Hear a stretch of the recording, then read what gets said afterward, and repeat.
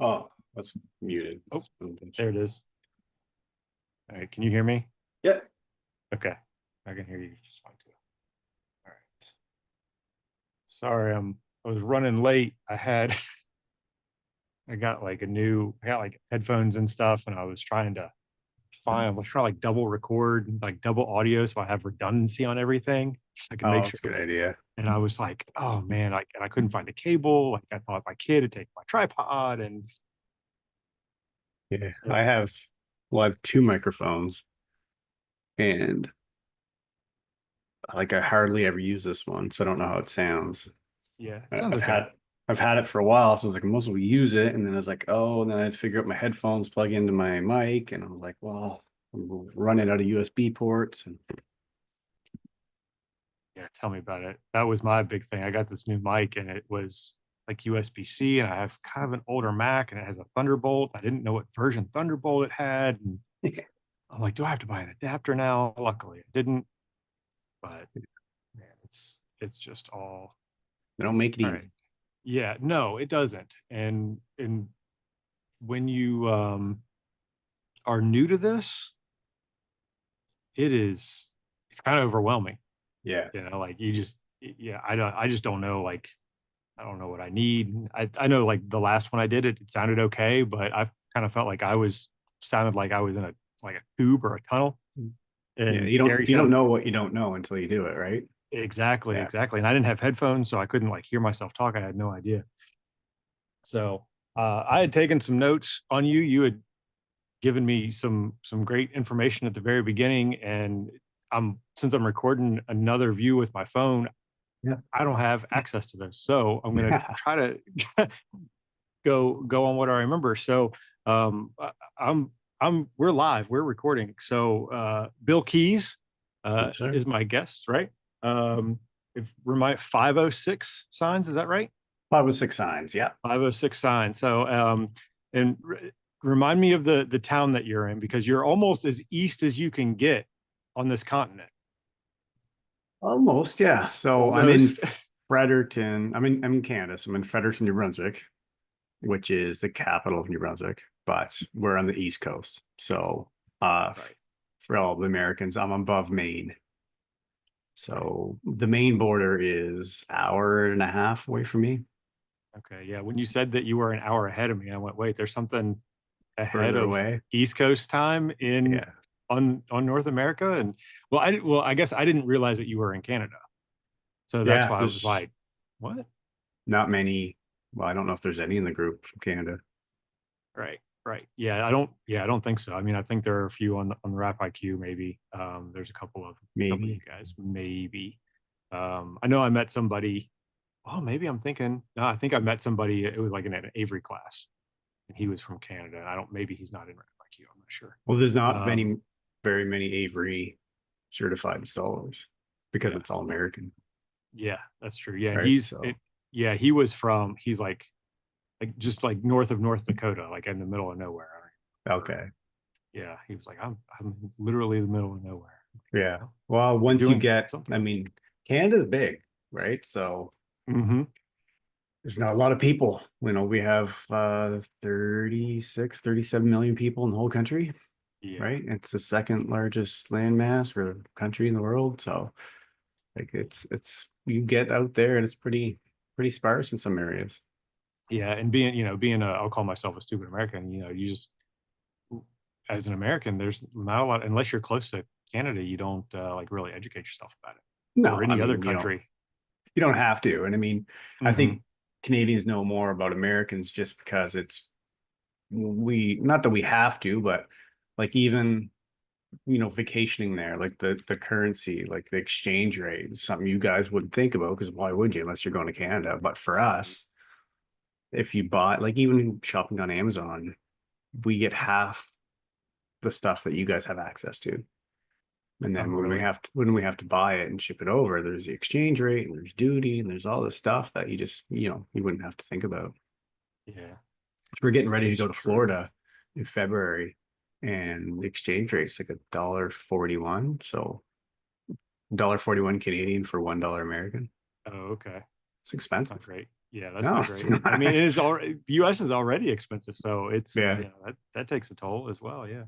Yeah, no, we're headed to Mexico in February, which is outside of Cancun somewhere. So a week in the sun. I looked up the Yeah. temperature the other day and it was like 72 and it's like 20 here with a foot of snow on the ground. So Yep. We're oddly enough, we don't have any snow. We have a little bit. We had a warm streak where it rained, like torrential rain, melted all the snow. It was, plus 10 for a while, and now we're back down to the minuses. So oh, it was minus 27 Celsius, which is like minus 15 or 16 mhm. Fahrenheit. Do you guys get a lot of wind? Because you're kind of close to the coast, so you get a lot of that like Atlantic winds. Comes and goes. As you go further, it like towards Nova Scotia, they get a lot of winds and Yeah. more rain and slush than snow. It's like makes me cold to my bones just thinking about it. You know, I used to it. yeah, our kids were supposed to go back to school on last Monday and they've been out all week just because we got hit with snow over the weekend Oh, and really? it was like, and we're getting more right now. So like, you know, when the buses can't get to all the kids in the county, Yeah. they got to cancel it. I So guess if you don't have the infrastructure to get rid of the snow, then mhm. what do Yeah, you do, right? yeah, and like where I am, like you know, I'm in the Cincinnati area, so it's not as bad. Like people in Tennessee or people like in South Carolina or you know further south. I lived in Alabama for you know a few years in another lifetime, and they saw an inch of snow and like everything shut down. Oh, I yeah. mean, it was like, and I mean shut down. Well, Nobody people went can't anywhere. drive either, right? Exactly. If you've never driven Exactly. on snow before, hold on. Just stay Yeah. home. Yeah.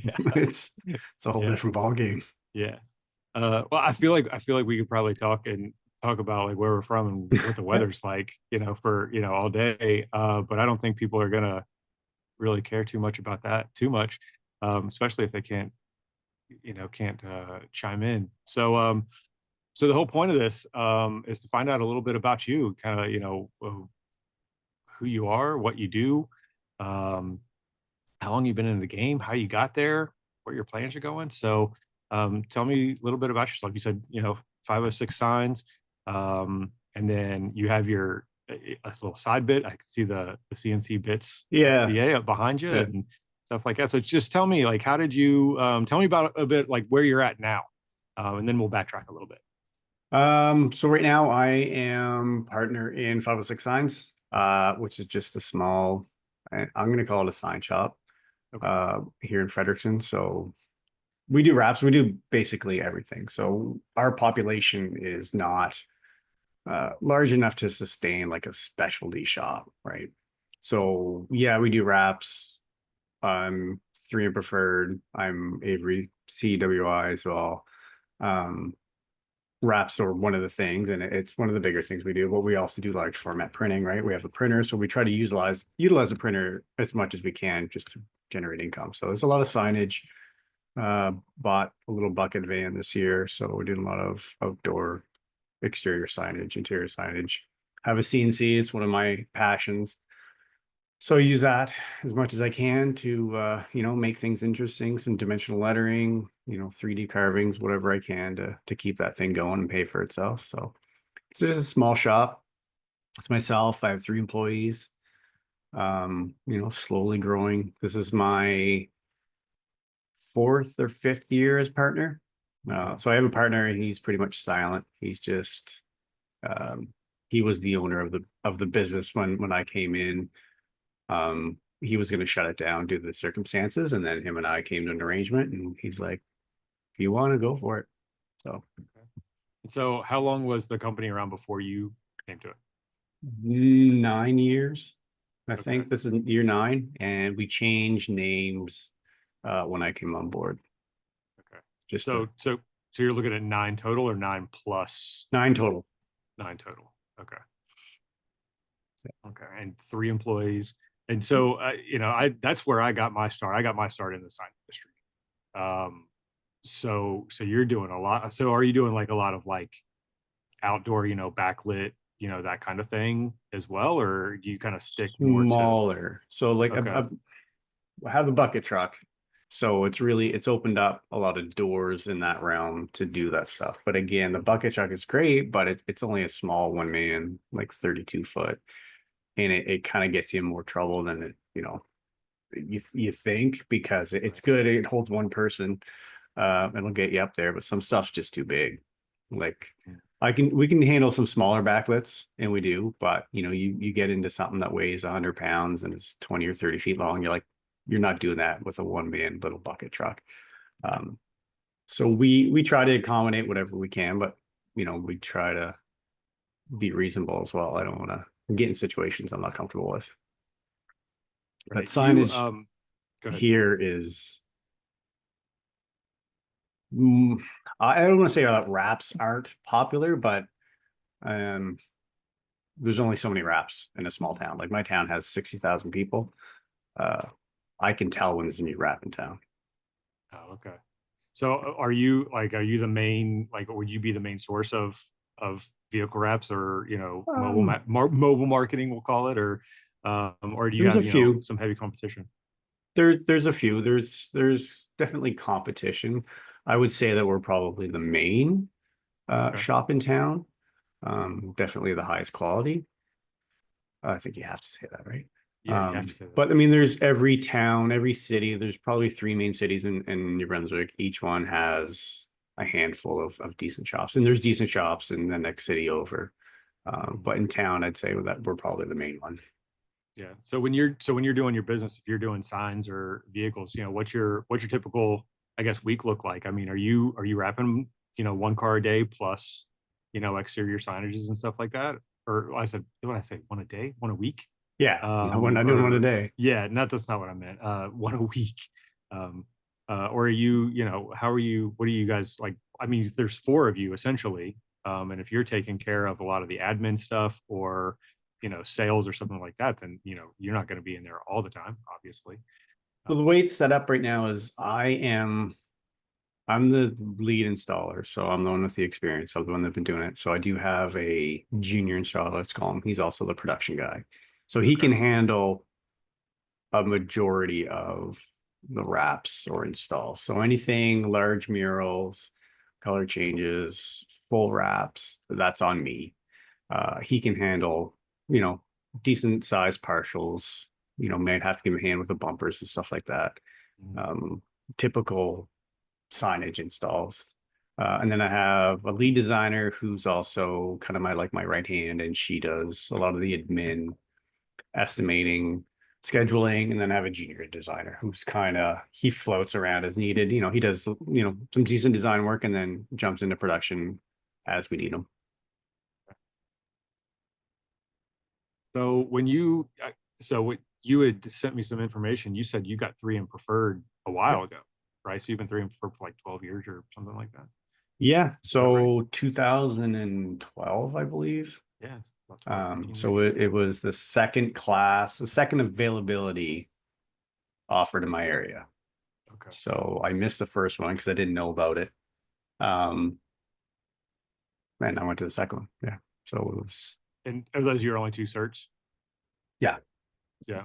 Do you find that those help you with your business? Do they give you an edge above your competition? Like, are the other guys in your town like kind of got the same thing going on, or no? Or do people even care about that? What do you think on your? They do and they don't. So the 3M certification, like before I was partner here, I was just an installer. I was just before that 4 or 5 years, I was just a solo installer. I was going around contracting. So the 3M certification definitely helped because you're on the list, right? You're getting calls. You're getting jobs from away. The Avery, I haven't seen. I've only been Avery certified since last February. I went to ISA and got it done. Not at ISA, but Avery, I haven't seen anything. But as far as like anyone really caring, some people do. I find it's more of a selling feature if you're talking to municipalities or like governments or people that kind of want a little bit more than just going to a local sign shop, right? If you're going to be doing the emergency vehicles, you can always throw it out there. Listen, 3M preferred, we're using 3M vinyl, we're using 3M 680 CR. Like, it gives them more information. The regular customer, for the most part, I don't think they really care. More the end product, right? Right. Right. Yeah. I guess that's what I've been finding that out myself. Like last year I took a lot of certification classes. Well, I won't say a lot. I got one more cert and did the advanced Avery CWI, which was awesome. I want to say, did I do something else? I don't know if I did anything else. I had a cert, I think the year before that. Oh yeah, I got my 3M cert like the winter before. So like winter of 2023. And it definitely is nice to have those. I would have all of them. I mean, I I joined would totally do it. I had to join PDAA not too long ago just so I can literally go get those, the architectural stuff for Dynoc and all that kind of stuff, knifeless. Like it's good to have so that way you're knowledgeable about it. I'm just now looking into Avery architectural window film, Yeah. and other areas as well, just because I'm not sure if our area has a market for that. There are plenty of temp places, but I have no idea about like, what it is with vehicles or buildings or things like that. So I would personally, I would take whatever I could get. Like, it's just the confidence to have it. Like, it's funny because I got asked to quote on a large job on Monday or Tuesday. I'm still kind of debating on it. It's a large exterior Dynoc job. And I'm not a Dynoc installer. I've touched it 3 or 4 times. I've done some doors, but this is exterior on metal panels, and I don't have a lot of experience, right? But it's not a very common thing in my area. Like, you're not going in and doing hotels. I've heard stories of guys doing, 300 doors in Dynoc, and that doesn't happen here. So, like, but having that certification or experience, this would be a much easier process for me to even debate if I want to do it or not. But the reality of the situation is there's nobody here to do it. I'm the only 3M preferred installer in my city. There might be 5 or 6 in the whole province. So they reached out to me because I'm in town. So I'm still debating on it. And I was talking to Matt Ferg today. Is that his last name? so. Right. Just to reach out to somebody who has a little bit more experience than I do. But yeah, I would take all the if it was easier for me here in Canada to go get more certifications, I totally would. Yeah. Yeah. I guess it being kind of far away, I've always said that, in my personal experience, Avery has the best trainers and 3M has the best facility when it comes to Yeah. training. Like going to St. Paul and training at that facility is top notch, like for sure. Which is really, really great. I mean, I think I've been there twice now, which is awesome. But the trainers at Avery they're a second to none in my Yeah. in my eyes, in my opinion. So I just want to learn as much as I can possibly learn. Like I want to learn how to do it. But now you transition into the business side of it. Like, all right, like I can put a sticker down, but how do you run a business? Well, I mean, and that's the thing. Like, me getting more certifications doesn't necessarily advance the business anymore, right? Because I'm at the point now where I am slowly trying to remove myself from doing installs, because the more time I'm spending doing installs, the less time I'm doing everything else. Like today, my production guy was off, and I had scheduled one small install for myself, and it was a fire emergency vehicle, and it was reflective, and I just like to do it because reflectives can be temperamental. And then somebody came in a couple of doors down, and he has like an upfitter business, and they're like, I've got these 2 cars, can you do them? I can drop one off later this afternoon. I'm like, yeah, sure. He dropped off 2. So I ended up spending the whole day just doing installs when I had planned on, just getting that one done and moving on with my day, and kind of doing some admin stuff and some business stuff that, it needs to be done. But here I am, sucker for punishment. Yeah, it's kind of a good problem to have, but may catch up with you on the back end. Well, I mean, I hate turning things down or pushing it into next week and then screwing up my next week's schedule. So it was if I can get it done, let's get it done. But Yeah, so when you started, did you immediately start as a freelance, or I'll say freelance installer just because, whatever. Have you always been working for yourself, or did you start in a sign shop or with somebody else? Like I, how did you go, I'm gonna like this is what I want to do, or did you just like stumble into it like a lot of us do? I didn't stumble. My parents had a shop. Okay. So they basically, uh, in 1995, my dad got laid off. And one day he came home and my mom came home after a trade show and they said, we bought a printer. And I was like, okay, everyone, great. And they bought like a 36-inch NCAD. And my dad basically started a business in our basement. And now looking back on that, I'm like, how did he start a business with 36-inch water-based printer? Like that was it. That was it. It was just a printer and some ball and paper. And he started a whole business from it. So that was in 95. I was still in high school and I graduated high school. I went to school to be a mechanic and I had moved out of town. I was living in Halifax, Nova Scotia, which is like 4 or 5 hours away. It's like even more east. And I was living with my girlfriend. I was a second year apprentice at a car dealership, and girlfriend and I had split up, and wasn't a big deal. Like we were still living together, but I called home and just said, just gave them the news, blah blah. And my mom called me the next day. And she said, "Listen, our admin just quit. You want to come back home?" And I was like, "Come back home? I don't want to be an admin and answer phones." Uh, so the next day I walked around the garage, talked to all the techs, and basically every single one of them said, run away. So, so I did. I left and I stopped being a mechanic and I moved home and started working for my parents. And that was probably in 2000. And that's when it started. I started as an admin doing, accounts receivable, accounts payable, answering the phones, doing inside sales, stuff like that. And that's how it all started. And how many years did you do that before you decided, you wanted to get your hands dirty, quote unquote? I didn't decide. It was just an evolution. It was like a Yeah. mandatory.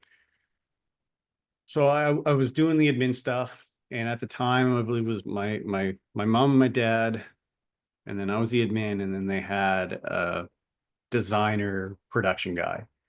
And he did all the production, and the busier we got, I think I remember at one point it was still water based. It was ANCADs. We had two, and it just he got busy. I gave him a hand. And since I was so mechanically inclined and hands on, I just started taking to the production side.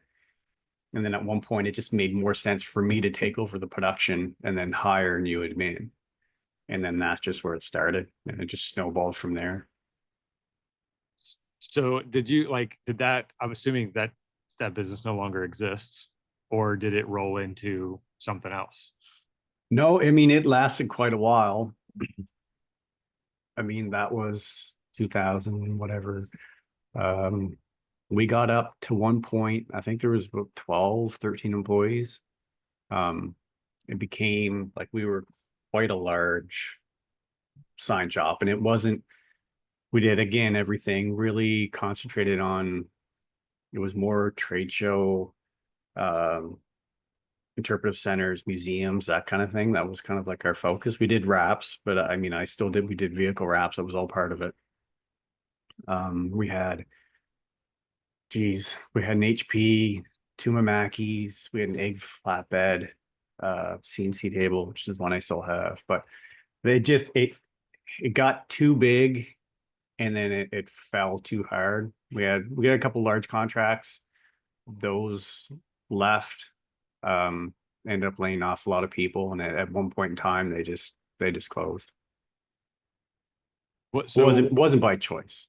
right. So was those, had you were those large contracts? Was it something that you guys just couldn't handle a workload? Were you not prepared for that? Or No, it was just slowly one taken away. Like one, we used to do the city buses. So we're doing the city buses for the three major cities in town. Um, we had a contract with the guy who had the contract for the city buses. Um, and it was like a bidding thing. So every year he had to bid. and he always won, always won. And we were, every year we just kind of get a little bit more. Like we had two printers, now we have, or we had one printer, now we have two printers. We got a bigger laminator to do the buses. And then one year a national company came in and just stole it from them. So all of a sudden, we're doing 10, 15 buses a year, and that's gone. And then we had a contract for snowmobiling's big up here. We were doing all the trail signs for the province. So Snowmobile Federation would buy the trail signs from one supplier. We were doing that for years. And then we lost that to a silk screener. Hard to compete with a silk screener.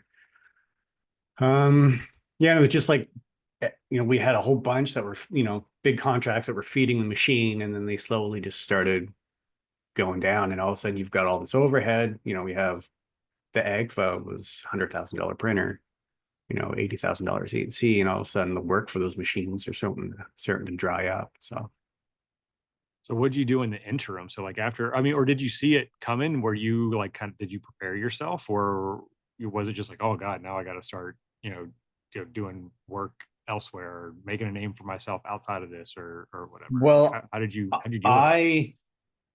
It was probably after that, after we had laid off, some employees, I saw the writing on the wall.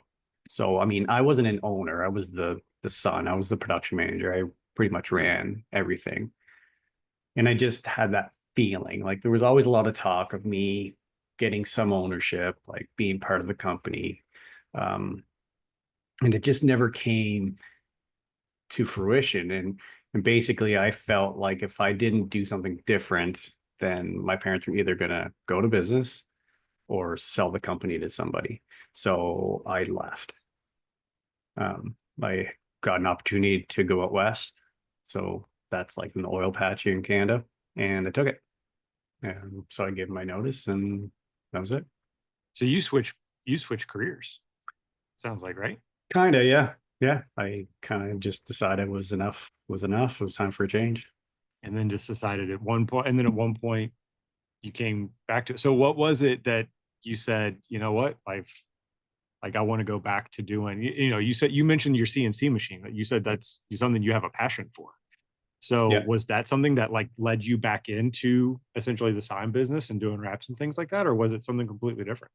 Well, basically, I was out there, and I was probably out there for 4 months. And then I can't remember what year it was, but oil prices tanked. And then everybody in the oil fields got laid off, right? If you weren't essential worker or something like that. So I got laid off. So now I'm back home, and my parents were still running their shop. I got home, and I'm like, well, my job there was gone. Not that I wanted it. And it's like, well, what can I do? And it's like, well, I always enjoyed installing. I was always good at it. They had somebody to install, but not at my level. Um, and I was at the time, I think I was only the second 3 preferred installer in the province. So I just decided to start installing. So when you got started, you said when you got started, you were in high school when your parents got started. So lay this out for me, because there's a lot of young kids out there that are going, I've met a couple of them at the Avery. Like there are a few of them that are just like, man, they're heavy hitters at 21, Yeah. 22 years old, and they're laser focused and they're ready to go. But then Yeah. at the same time, same side of the coin, or opposite side of the coin, I know some 21, 22-year-olds that got into the game, they kind of stumbled into it, and they don't know what the hell they're doing. Mm. So kind of lay that out for me. You were in high school, you came into it, you go away, you come back. Like what was your mentality when you finally decided, this is what I'm going to do? And how old were you when you decided, like, this is what I'm going to do? I'm going to put my head down and I'm just going to kick ass at this. Well, I think there's a difference. So when I got into it, like meaning when I got into the sign shop and I started doing production, like wrapping wasn't a thing. Like there wasn't color changes. Like we didn't get our first vinyl printer. Like we're in the East Coast of Canada, so we're like 5 years behind everywhere else. So by the time we got a vinyl printer to print on vinyl instead of printing on paper, because before that we were printing on paper, like the wrap industry here wasn't a thing. So when I got into these things, I didn't get into them because I was like, oh, this is cool. This is more like what's the next step? Like this is evolution. What do I need to do? It's like, what do I need to do just to get stuff done? Like we're gonna print on vinyl now, so now I have to learn how to put on vinyl. Like that was it. Like I'm the guy that has to learn how to do it. There was no internet watching YouTube videos. It was like I have to learn how to do this. And I remember screwing stuff up left and right, learning the process. Because there was nobody to show you.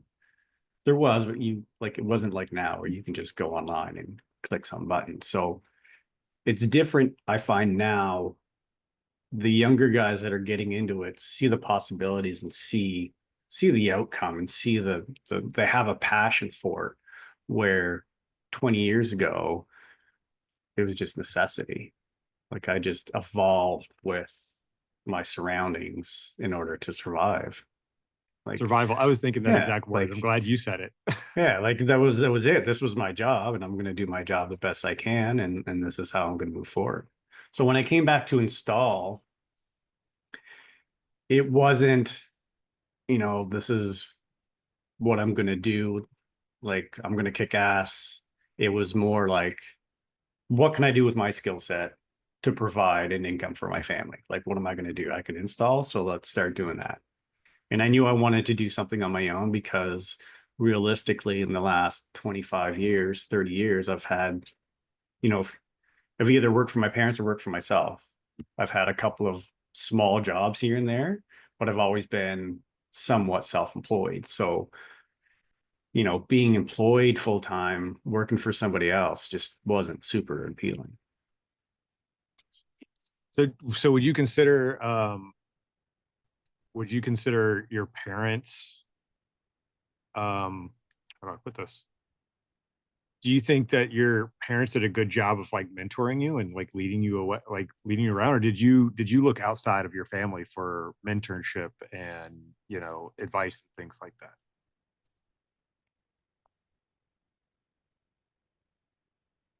I mean, I guess it depends what you want to say of mentorship. Like there was nobody there to show me how to do things because nobody knew, Mm-hmm. right? Until I went to the 3M training, I was just making stuff up, right? Like I knew I was here and I had to be here, right? Like I had a roll of vinyl and I had a car, and then that had to go on the car, and that was it. Um, there was, making phone calls to my suppliers and doing stuff like that, but I didn't have a mentor per se to say like, you're holding your hand wrong, you're holding your squeegee wrong, or you're heating it too much. It was just like trial and error. And for the most part, my parents were just like, go get it done. Like That's that's good. you. We do this, you do that. Right. So, and So that's what's just my mentality is just yeah, whatever I need to do to get something done, we're gonna get it done. that's good. So That's good. It's not something that you see a lot nowadays. I think a lot of people kind of want their hand held or they're afraid oh to make yeah, mistakes. I see that. 100%. I see that all the time. Oh God, I'm afraid to mess up. Yeah. And that's part of it. That's how you learn, you know? And somebody asked me, like, how do you do it? It's like, I don't know. Let's go try it. I've never Yeah. done it before. Let's go do it. Yeah. And you It's can't like, fake it. And yeah, that's the thing, right? You can't fake, you say it all the time. You can't fake the squeegee time. no, You can't fake, the cutting time. You can't fake the sales. You can't fake it. I mean, you can kind of fake it until you make it. But if you do that and you're not real with yourself, then, who are you kidding? You're only yeah. hurting And yourself. the funny thing is, like, I've been doing this for like 25 years. And I bet you there's probably guys out there that have worked full time in a wrap shop for the last 3 or 4 years that probably have more experience than I do laying vinyl. Like if you Mhm. do it every day, because I don't do it every day. I I can wrap a car, but I might do a full wrap every 2 months. Like I just right, I'm doing other stuff, but it's like my skill set is more like overall, like I'm just a general contracted installer who can do a lot of things well, but nothing exceptionally well. But that's also, from what it sounds like, that's been your evolution as well. Yeah, That's like been your story. I mean, that's kind of who you are. Is I have to learn, like you said it earlier, I have to learn how to do this to survive, to get from point A to point B, because if I don't, I'm going to drown. like running a business now, right? It's like Yeah. I don't know what I'm doing. I don't have a clue. Right. Like, Right. Right. All right. So tell me tell me one of the like crazy, like we all have crazy jobs or crazy customers or something like that. So if you have, tell me a story, tell me something. What's the craziest job or craziest customer? If you can talk about a customer or feel comfortable talking about it, like what's that you've ever kind of dealt with? You've been doing this for a long time. Is there anything out there that just kind of just really sticks in your head and just hasn't left you? not really. No? Not really. No, like nothing that I had didn't, nothing that really pops out. I'm sure there's stories that I just can't remember. I mean, dealt with a lot of crazy people, but nothing that kind of sticks out or makes me, I remember a couple years ago it wasn't even a customer, it was just a phone call. And every time somebody calls the shop and says, "Do you wrap cars?" I know that conversation's not going to end well because they want something stupid wrapped, right? Everyone that calls, "You wrap cars?" Well, if you wrap cars, then you can. And then a woman wanted her bathtub wrapped. And for 20 minutes, I explained to her that I wasn't interested and it's not something that we did. And for 20 minutes, she argued with me of why I should do it and how come it was a good idea. And she was nuts. And she wanted it wrapped like a pool, like a blue pool, wavy. And I'm like, I don't want it. But no, I got no bad stories or horror stories. I just keep my head down and get it done. I don't know. Nothing. No. Nothing. All right. Well, that one fizzled. So that's hey, that's okay. That's why this is, I'm totally sure unscripted. I'm sure there is, but nothing really sticks out. Like nothing Mm. that would, you know, everybody makes mistakes, but you just figured how to fix them. So what are your favorite and most favorite and least favorite things that kind of about our industry? What are some of the things that kind of wake you up and get you going in the morning? Like other than survival, like outside of Mhm. like just gotten to get having to get to the next day and things like that. Is there anything that just really like gets you excited? That you just can't, every day you get up and you're just, God, I can't wait to do this or whatever. Great. Well, I mean, industry in general, like I just like that every day is different, right? Like it's not that you never know, but every day is different. Like you're always doing something different. You never know what's going to come in the door. You never know what challenges is you're going to be faced with. It's not like a factory job where you're just like clicking buttons and pounding out something. Like one day you could be doing this. I mean, if you're rapping, one day you could be rapping a Jeep. The next day it could be a BMW. It could be color change. Like every day is different.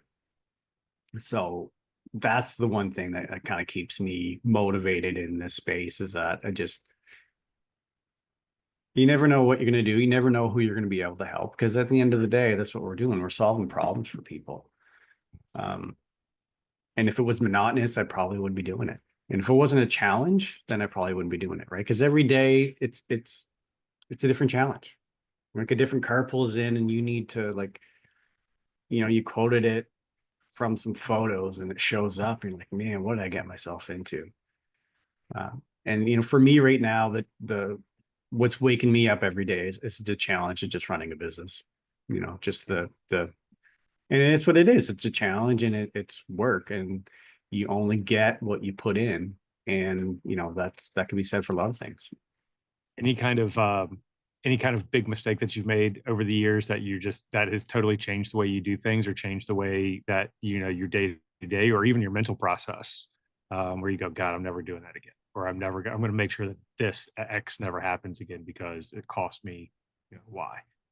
I think it's more accumulation of things, like not one thing. I'm sure at the time it seemed wrong, but like it's just accumulation of small things that you always know, like, don't do any custom work without taking a deposit. Like the first time you get burned on that, you're like, okay, I won't do that again. Like, don't do large projects without getting a color proof and a sign off. Like, as soon as you do that, I remember wrapping a car one time and we wrap it for a third party. Customer comes to pick it up. They're like, that's the wrong color. And I'm like, I don't know. It's like they sent me the files, I printed it. We didn't color proof. So whose fault is it? It's my fault. So stuff like that. You learn slowly what not to do. Hopefully you don't make a huge mistake that puts you out of business. That could be it. God, I couldn't even see, I couldn't even think of like what something like that would be. I mean, I've made some pretty bonehead moves in the past or had some, mishaps, but nothing to where it's like I couldn't even imagine something so big to where you literally just like the next day you're just like, well, now I can't function because I got to pay for Well, somebody's and I mean, car completely or and whatever. it's a risk, right? It's a risk win ratio. Like how big of a risk do you want to take? Like, for example, right now, me quoting on that die knock job, that's a big risk. Like it's probably 2,000 square feet of exterior die knock. Like that's a big liability for me. I think I can install it, but am I going to do it right? Is it going to come off? I don't know die knock, right? And it's these weird raised panels, like they're flat, but they're recessed and there's a groove inside. Like, am I going to do it right? Like, is it worth the risk? It might be pretty big reward, but like that's a job that if I had to go buy 8 rolls of die knock, like I might not be able to survive that. So, Mhm. risk to reward. Get a deposit, right? Well, what if I have to redo it? Right. So It's true. That's true. So where kind of talked about training and certs already. What are your what are your plans for the future? Where do you think that, next 3 or 5 years, in your shop, like what do you think? You doubling your staff? Are you completely going into, sales and ownership? Or, what do you think? Where are you going? I don't know. I'm not good at planning. This is what I'm getting my butt whipped by a few people. Um, I'd like to grow, but again, I'm not a person that I don't need to be the biggest and the best because, I keep going back to seeing how big my parents have and like 13 employees. Like that's a lot of pressure. That's a lot of weight on your shoulders. Right now, I'm happy. Before I did this, I said I didn't want employees again, and now I do. And we're at the point now where it's like, do I need another person? Like, how do I grow and not put overburden on myself and my business? How big do I want to get? Like, I see the possibilities in some areas. Like, is it worth pursuing? Is it like one of those things where we grow, but we have the same profit? Like, is it worth it? Um, so it's a day-to-day struggle. Like, today I was like, hey, that's a good idea. We could look into that. And I'm like, do I really want to do that? Like, it's it's it's a struggle. I don't know. Like I want to be happy. I want to make a profit. I want to have a business that, runs when I'm not there. And at the end of the day, if that's with 4 employees or 6 employees, I don't know if, that's really important to me. And I think You you know, just answered the question, right? You said you want to have a company that runs when you're not there. Do you feel yeah, like you don't have that right now, right? That's I can kind of where you're leave, at? right? Like I'm heading to Florida for 2 weeks. Not Okay. overly worried about it. Would it survive if I left? Probably not, since I'm the lead installer. Um, right. So that's something that is on my list to accomplish in the next future. Like, do I have the right staff right now to fulfill that? I don't think so. Is there room to grow somebody? Maybe. Uh, can I find somebody else? And where I'm at, my location, like installers don't grow on trees. So Mhm. Do you have a not lot of problem in your area where you'll hire someone, you'll train them 6 months or a year, they'll be with you for a couple of years, and then all of a sudden they go, I can do this, and they hightail it out. And do you have a lot of that, or no? I feel like in our area, it happens all the time. all the time. Yeah. I don't. Luckily, everybody I've hired is still with me. I have a friend who's 3 or 4 hours away. He has a sign shop as well. He goes through that. He's been he's been doing it longer. Um, I mean, he's owned his business for 10 or 15 years, so he's gone through the turnover of people and he's had installers come, go, go open up their own. So I personally haven't, but I mean, I can see it, right? Because I was like, I still do it to myself. Like, we don't do paint protection, or I try not to do chrome deletes and color changes at the office because it's just not profitable. I can do them. I'm like, well, do I want to do them at home? Right. But like I see the appeal. But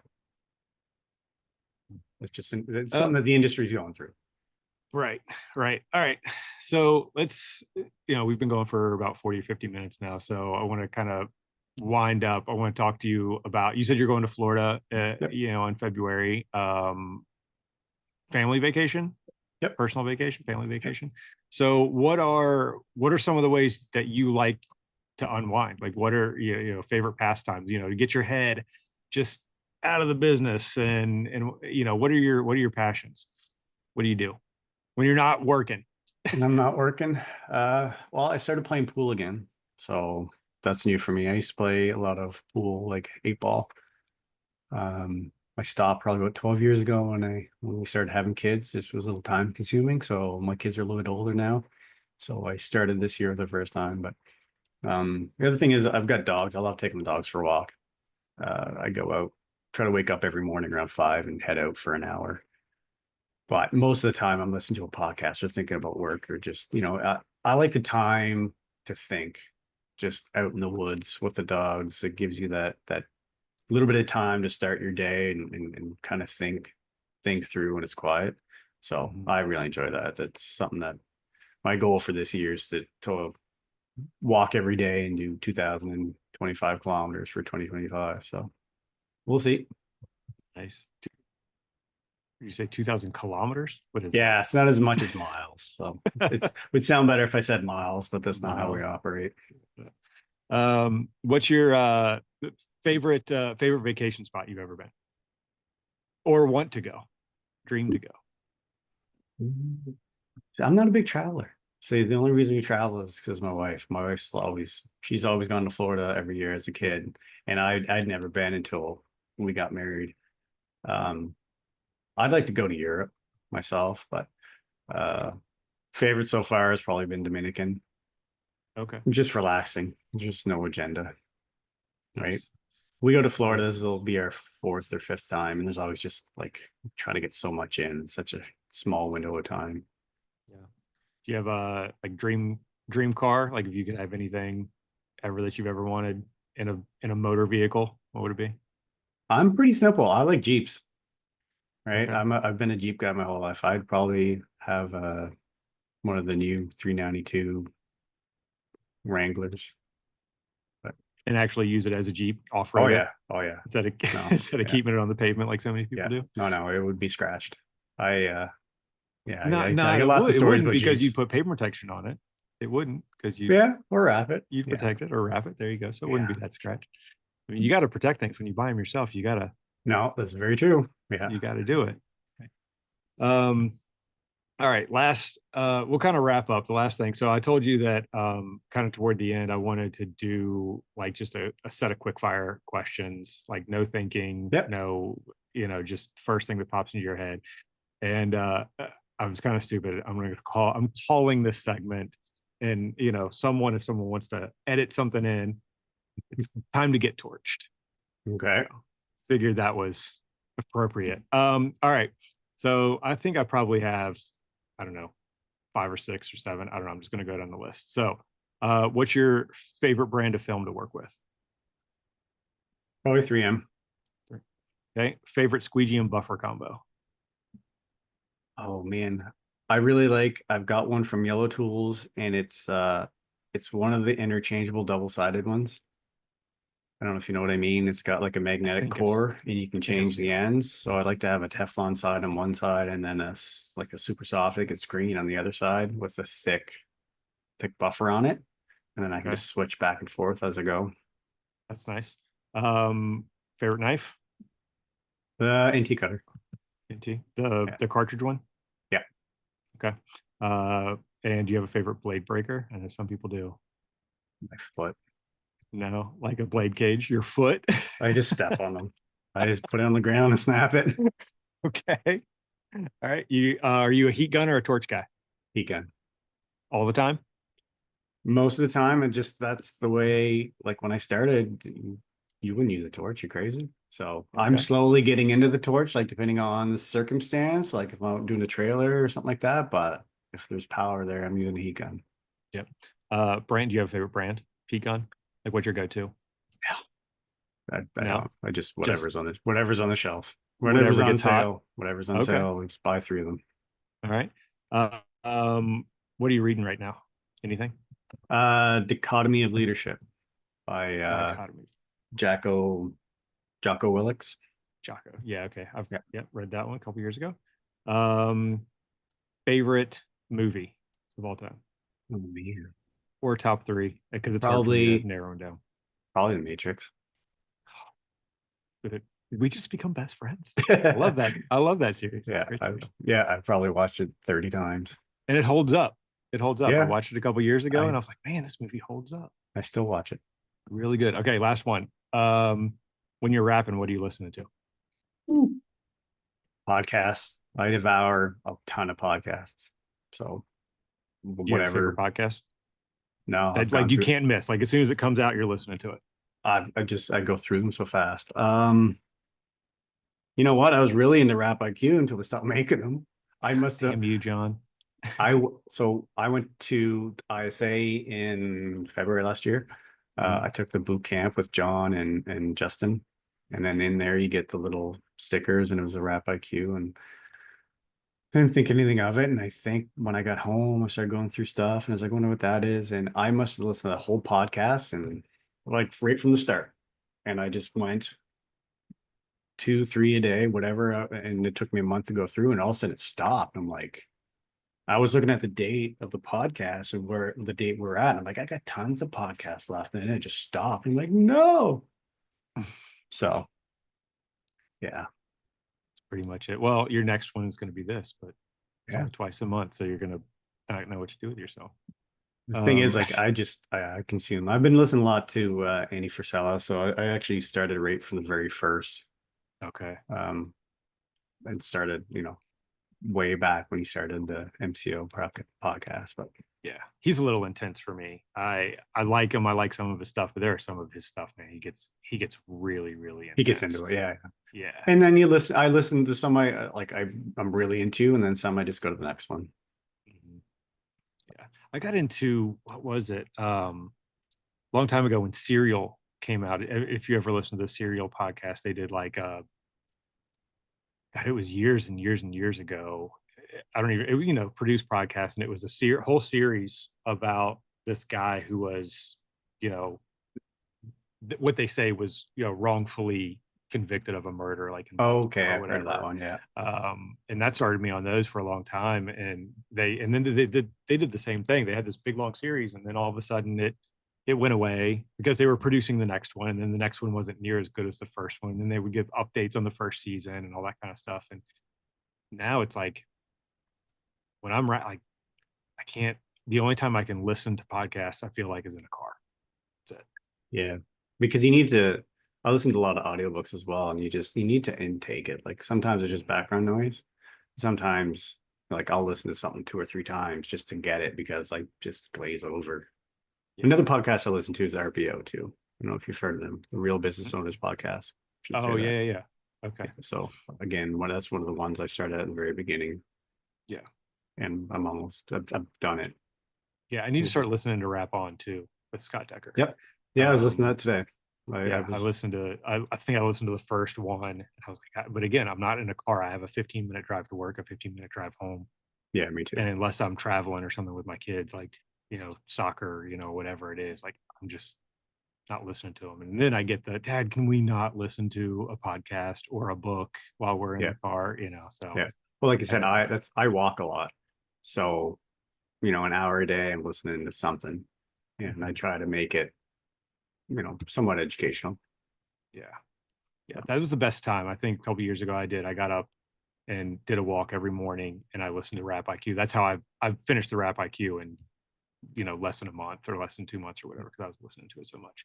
And but I don't walk as much now. I'm just in the gym, and when I'm in the gym, I got to listen to music because you get motivation. I don't want to be listening to something and and trying to educate myself about something and then trying to count how many reps or whatever I'm doing. Like, Yeah. what did I just lift? What did I just do? Well, it's funny because I find that's the difference now. Like we were kind of talking about, like kids coming in, like there's just so much information out there. Like Mhm. whatever you want to learn, like there's just so much out there. And that's one of the things. It's a good thing, and sometimes it's a bad thing in the industry. Because I had a guy come in today with a helmet, wanted to buy some holographic film because he had bought some on Amazon, and he couldn't get his helmet to wrap. I'm like, you're not wrapping the helmet in that.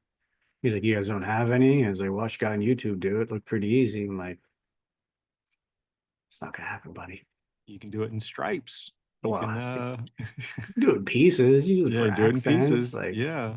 it's like you're not gonna wrap your helmet in that. And it was a motocross helmet, so it wasn't like round. It was round with sharp edges, and it's like, sorry, I don't have any. Yeah. Yeah. You may have watched this video and it may have looked cool for about 10 seconds. Yeah, And then as soon as they turned the video off, it popped an out. hour later, Yeah, everything was looked like yeah, crap. So trust me, that's how the internet works. yeah. That's what I mean. So, Like, there's good information and there's bad. and I feel like a lot of people, they take the bad, well, because that's like, that's the internet. There's something to back up everything, right? Yeah, The world is round, the world is flat. There's information for both. whatever you want to find, you're gonna find. Exactly. Yeah. Exactly. And it's good and it's bad at the same time. So, I'm always telling my kids the same thing, like, oh, how do I, whatever. I'm like, you literally have a computer in your pocket. Like, look it up. Hmm. You don't need Yeah, me. And if you try to look it up and you actually try and you still can't figure it out, then I'll yeah. Like teach you try, something. Yeah. right? And they don't even know what try means. Yeah. So, put some effort into it. Like, Yeah. so I know Can you go I've got find this? No. Yeah. I've got a couple teenagers, so it's ongoing battle. Yeah. My oldest one's going to be 13 next month. So wish me luck. Yeah, a girl or boy? I got two girls. Oh, okay. Yeah. Oh, Yeah. 13, well, nearly 13 and just turned 7. So, yeah. My daughter's 15, my son's 13, and I got a 7-year-old too. yeah. So they're fun. Yeah. Kids are the future. Yeah. That's, you want to kill them one day, but the other day you just want to hug them, No, I mean, you know? having them kind of spread, and maybe you found the same way, is like, so my youngest is we're 7, but it just brings it all in perspective. Like the kids are older. He's still, I mean, he's not a toddler anymore, but you just kind of appreciate it more because it flies by so fast. Mhm. And now, like, I'm in that point in my life, and probably you are too. And I'm just like, whatever you guys want to do. Like, if my personal time is now being sucked into, like, what are we doing? Like, I coached baseball last year, 2 teams. I was on the field 6 days a week. Like, there's no personal time anymore. It's like Yeah. whatever. Like we're in kid mode. So Yeah. Yeah. I find myself doing that. I try to as much as I can with the whole new business venture for me, doing this and then, trying to get started on my own, doing other things. It's a lot of my time is, it's kind of me time because it has to be me time because, I got to make sure that this is going to work. yeah, This is going to be successful. Where a lot of yeah, people do this, at a much younger age, and, and make it happen while the kids are younger or even or non-existent. Hmm. But the good thing is, they're old enough to kind of understand, like, all right, like I got to come home and I got to work like a couple more hours. But as soon as I'm done, like, I'm going to give you all the attention I can. Yeah. Oh Still yeah, try to make definitely. sure we're cooking dinner every night, eating dinner every night together and things like that, and spending time with them on the weekends and everything. So, but yeah, it's hard. It's definitely, that work-life balance, you just gotta, go with the ebbs and flows. And I try to manage it, and my wife does a really, really, really good job of keeping me in check and making Hmm. No, sure yeah. that, giving everyone the attention that they need, including, herself and myself, like giving you enough space, do I have me time, that kind of thing. Um, so it's definitely, it's challenging, but it's fun. I wouldn't have it any other way. No, So, it's hard too for a driven person because I'm the type of person I'll just put my head down and get something done. So mhm. if that means I've got to stay up till 12 or come home, not eat supper, go in the basement, do some work, like I'm not like that as much anymore, but I was for a while, and it wasn't healthy. It wasn't healthy for anybody. But sometimes you need to do what you need to do, and then sometimes you get past that, and you're on to the next phase. Yep. Yep. All right, man. Well, let's wrap up. So I appreciate you taking the time. It's about 8 o'clock where you are now. So Yeah, it's if it were 8 o'clock here, it'd be bedtime for me. 9 o'clock is bedtime for me, so 5 o'clock I'm comes getting early. I'm getting too old to stay up past 9 or past 10 anymore. New Year's was a challenge. I was in bed at 10 o'clock. Yeah, 12:30 and I was out. So I um normally I put our little guy to bed. And we've always laid down with him, so we just whatever. Like he's the last kid. I'm gonna do whatever he wants. So I'll fall asleep. 7:30. Like if he wants to lay down, I'm done. Like that's it. yeah, I'll get up, yeah. brush my teeth, go to bed again. But like after that, like you can't fight it. hmm Getting too old to fight that. Yeah, you got to get your 8 hours. It's healthy. Yeah. Well, like I You know. said, 5 o'clock comes early. Yep, that's right. All right, man. Again, I appreciate it. You know, good conversation. I really like it. I hope I can keep doing this. Hope I can keep it up for I got 10 more at least. No, is that right? No. What's 11 times 2? That's 22 more. I was like 10 more. Okay, yeah. Yeah, my goal is two a month. Two a month. So Yeah, got I mean you 22 should more. I Yeah. mean definitely get to meet lots of people and learn a lot of different aspects of life. Yeah, yeah, and that's the goal here. That was a big thing last year was doing some search and meeting people, but this year I really really want to learn learn about the industry and who people are, find out who people are, who's out there, who's doing what. Just network, and I think this is one of the best ways Well, the to thing go too about it. is the industry is very young. Like a lot of people Yeah. don't realize how young like all is. Like I mean sign making is older, but wraps and vinyl is not old. Or I mean it's not old. Like it's Mhm. it's a it's a young industry, right? So it's kind of exploding. So Yeah. Yeah, and it's only going to get bigger, yeah, oh and definitely. it's going to get more prevalent, and I think it's if we're not pivoting and we're not making changes and we're not adapting, some of the old hats that have been in the game for a while, like we're just going to get left behind. Well, and I mean, there's just more and more money coming in too, right? Like as like not so much as a business owners, like not more money coming in as like everybody's gonna have their vehicle wraps. We're not there yet, but there's more money coming in the fact that like there's money in wraps. So there'll be bigger companies and larger, entities and anywhere there's money, there's gonna be people knocking at the door. Yeah, and paint's not going away. I don't say I got into something like on a forum the other day, but this guy was going. I posted a picture of my guy in a Subaru forum, like, hey, I'd write my car, like here it is, take a picture of it. It's not white anymore, it's whatever. And the guy was like, I can't believe what people are spending their money on, and Yeah. you can do, a decent paint job for twice the cost, and it's not gonna, the wrap's not gonna last very long. And I had to just be like, yes, but there's a place for it, and give him Oh like yeah. I'm like, I can't, like there's still a place for paint, but there's also a place for wrapping. And there are some things that wrapping you can do with big fat stickers that you just can't do with paint. And if you can do them with paint, it's going to cost you quadruple. Oh man. Yeah. You know what I'm saying? Like, when you're getting into shifts and candy paint and things like that, like, and to get And it there's some quality. talented painters out there, Mhm. but like that's a premium, right? Like, Yeah. have if you want a 35,000 paint job, yeah, it's gonna look great, but $5,000 wrap can do the same thing from 5 feet away. Exactly. So Exactly. I mean, there's some crazy And guys out there. Like I would never want to take the responsibility to sand a customer's car down and bondo the, nooks and sand it, wet sand it, and then wrap it. Like customer comes in, like I'm wrapping what you brought. But like that's a whole nother side where people are getting right into that and good for them. Like that's a whole nother league in my opinion. Yeah, no, it absolutely is. Yeah, there's a lot of that, especially with unlike the paint protection side, with the paint correction and, Yeah. ceramic coating and things like that. People, I've had people bring me their car and go, I want it paint protected. I want you to put paint protection film on it and everything like that. But I It's want you eight to years correct the old. paint first. Yeah, but I want Yeah. you to correct the paint first. I'm like, no, well, that's not how paint protection works. Right. You want me to ceramic Yeah. coat it and paint correct it? Because if that's the case, then I got to send you to a detailer because I don't mess with paint. No. But if you want me to put this clear sticker on it, I can do it for you. Yeah. And then when we take it off, then you can have it paint correct. So a lot of people don't understand that either.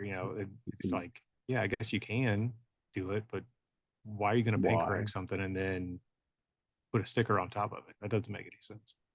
And I don't even mess around with paint protection anymore. Like I've taken a couple of the 3M training classes, but there's just no market here. It's just the cost. But now actually it's funny because I say that and then there's more demand now with the price of vehicles going up. I definitely see the demand for paint Yeah. protection increasing. Yeah. I'm just not set up for it. My shop is not clean enough to, and I don't have the patience for it. I'm used to stuff sticking when I tell it to stick. Yeah. I hate fingers rubbing. Yeah. Yeah. I'm learning more and more about it. I went to expel training a couple of years ago. Got into it, stopped doing it for a while, started putting, and now like recently, like started putting paint protection film like over top of wraps Perhaps, yeah. to, enhance the shine or protect the front ends of them or whatever. Um, which is really, really nice. And there's a little bit more room for error, I guess, if that makes sense. Um, but yeah, there's definitely, but there are a couple different shops in our area that's what they do. They're like one-stop shops. And so like you said, they'll dismantle a car, Mm. and if it's an older car, they'll sand it down and do all that kind of stuff, and then they'll wrap it and they'll put it back together. And I'm just like, man, I'm not that guy. You want that done, that's No. great. Yeah. But like I'm not gonna, and I don't ever want to be that guy because I don't want to be responsible for your car rattling loose while you're driving it Yeah. or whatever. Even if I am hiring someone else to do it, there's a part of me that, and that's again, that's a good thing and a bad thing about the internet. All these people, they see the videos of, oh, you got to wrap a bumper, you got to take the bumper off to wrap it. No, Yeah. you don't have to take it off the car. You That's, got to take that's this me. out. Yeah. Yeah. So I don't know. It's crazy. So now it's for me, it's one of the first questions I asked is, how much do you want to take? How much do you want me to take your car apart? Yeah. Door No, handles, mirrors, we good? yeah. Or are you looking for deep coverage and you want to Yeah. cover everything? Well, that's the thing. People's expectations sometimes are not realistic with what they're asking. So, I mean, the first couple of color changes I did, I was taking everything apart. I, you know, have had the front bumpers off of Teslas and Mustangs, and there's a lot of liability when you're dealing with a brand new, $80,000 car and you've got the bumper sitting there. It's like, taking headlights out. If you drop a headlight, it's $1,500. Like it's Yeah. all to make, a couple $1,000s. Like, I don't know. And the thing is, like the guys that do it well, and they should. But as like for an overall general sign shop, it's not No. Stick to your commercial wraps. stick That's where the exactly. money is, man. Stick That's to where those the money commercial is. wraps. Yeah, no, 100%. All right, man. Any final words? No, it was fun. No? Nice to talk to you. I've seen you around, so Good. It's good. I'm glad we got to do this. I'm glad I'm getting to do this. So I like talking to people. So I appreciate I appreciate you taking the time. I think I've kept you long enough. Go home to your family, enjoy your weekend. well, I am home. You I'm got in my basement. Oh, okay. Well, there you Yeah. go. So, and then if got a little homework, finish our homework for this weekend, and we'll see you on Monday. Yeah. What? Yeah. I'll see you Monday. Yeah. Yeah, I have lots of homework. Lots of All right. homework. That's right. All right, man. Take it All easy. right. It was Have good a good talking to you. weekend. All right. See you. See ya.